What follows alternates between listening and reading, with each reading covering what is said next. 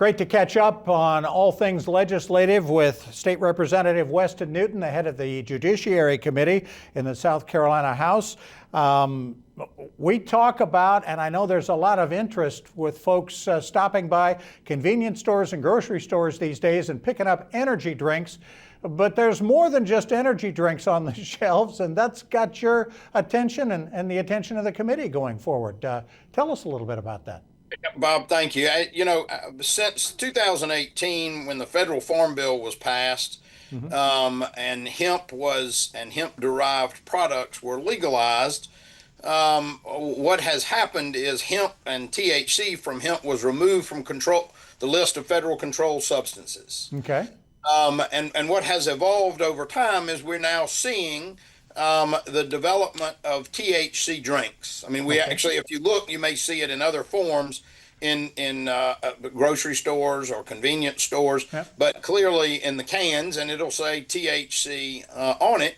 Okay. And it's not illegal, but there's no regulatory structure. There's a 15-year-old can buy it, a 12-year-old can buy it, and quite frankly, the contents of the and the THC in those drinks, can be as psychoactive as marijuana. I mean, that's essentially it's derived from that. Sure. And what we're seeing is, as this loophole has been utilized to come up with this product, that many of our brother states and sister states are now beginning to address this issue and put in a regulatory structure or partial bans or limit what's happening. And so that's where we are. I mean, last year we talked about perhaps an age limit only while we tried to get our hands around this.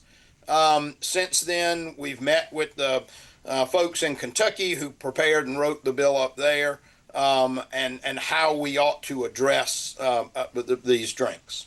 Any thoughts on where this is going to end up? Yes, sir. I mean, we've got a bill that the House will be filing when our pre-filing date starts. The Senate is actually having hearings today on the age bill that we passed last year.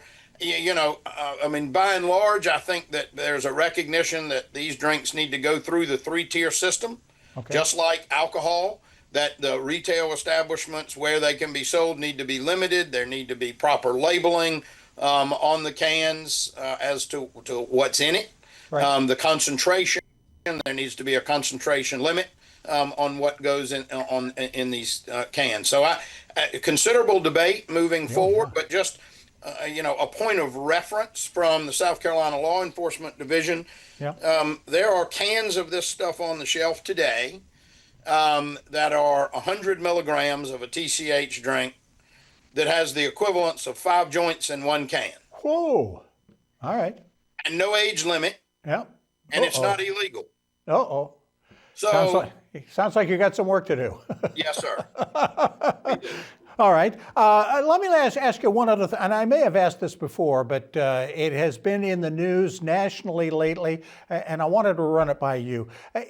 What is the appetite for redistricting in South Carolina? Congressional redistricting, it seems to be going on, and we hear about it again in a lot of other states. What are you hearing?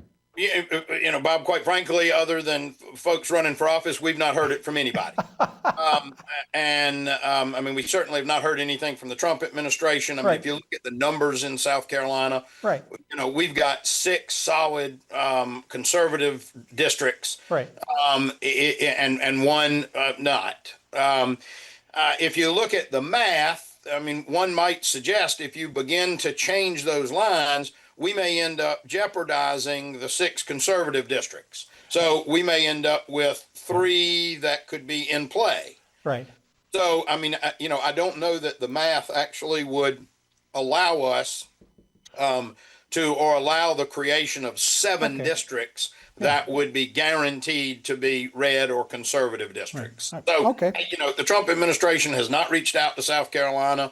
Has not reached out certainly to as far as I've heard from either the governor or the Senate or the House in any way about looking at redistricting, and the numbers suggests that that might be an iffy proposition if it could be accomplished. All right. For the near future, Weston Newton will still be representing Bluffton and Hardyville areas in the southern part of Beaufort County. Thanks so much for joining us, Weston. We appreciate it. My pleasure. Always good to be with you. All right, State Representative Weston Newton. We will be back with more of the WHHI Daily News right after this.